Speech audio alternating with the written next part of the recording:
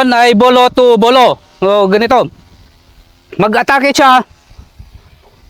Step ng 45, tapos baba, hawak. Ilabas kagad yung kamay niya na may nakahawak ng itak.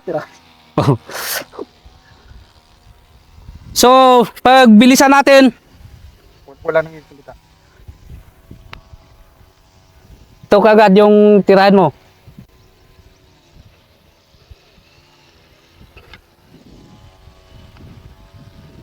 Application.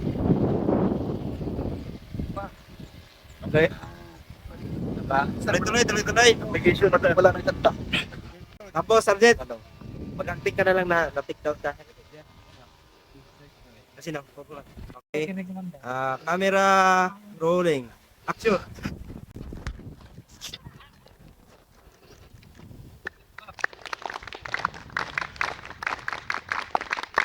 Yes. So, yun lang yung kung paano ka magdepensa ng imtihan ka, tapos may itak yung kalaban mo, tapos kung paano ka lalaban ng bolo to bolo. Ang gagawin namin is ito naman yung tinatawag na rifle manipulation. Kung paano mo rin ito ididipinsa ang baril mo na sa actual scenario na wala ka ng bala.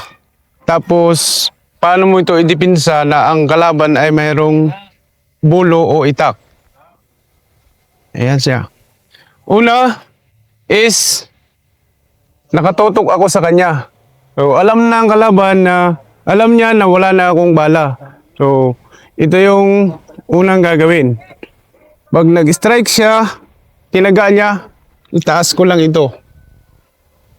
Taas ko lang yung rifle ko, tapos tataga ulit siya. So, sanggahin ko na yan siya. Tapos, ibabat, stroke ko na siya.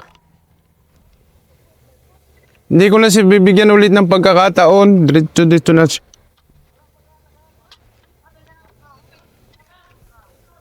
Hanggang tuluyan na siya.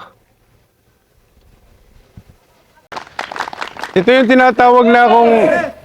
tinatawag na sa aktual kung mayroong bayonet, kung may bayoneta. So, dahil wala naman tayong bayoneta, ito nga yung application niya kung paano mo idipinsa yung baril mo na ang kalaban ay mayroong bulo o itak.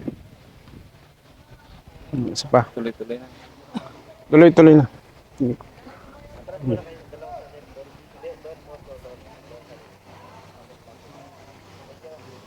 Sige. Tuloy, sige, strike.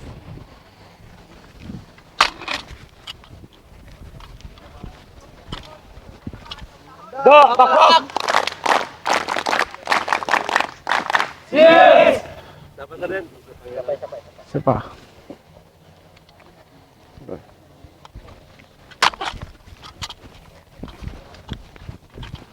Pakbok!